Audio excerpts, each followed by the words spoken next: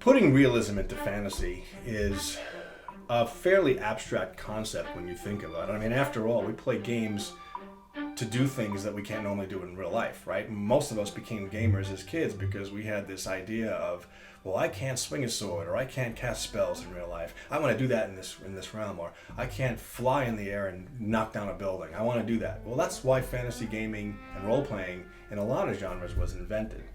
But what we wanted to do is take a really old concept that's been used in film, it's been used in theater, it's been used in literary work for a long time, and give a way for the audience to viscerally connect with the material being presented.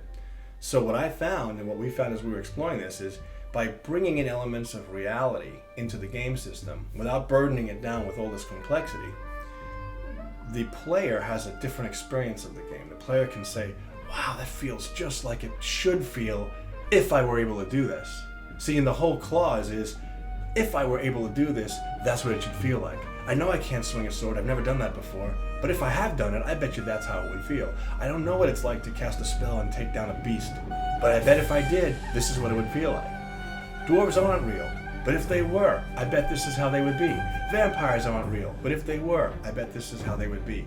That's what we mean by putting realism back into fantasy and bringing together fantasy and reality. We want to blur that line so that the player says, yeah, I can feel this. This feels real to me, and that's what makes the game exciting.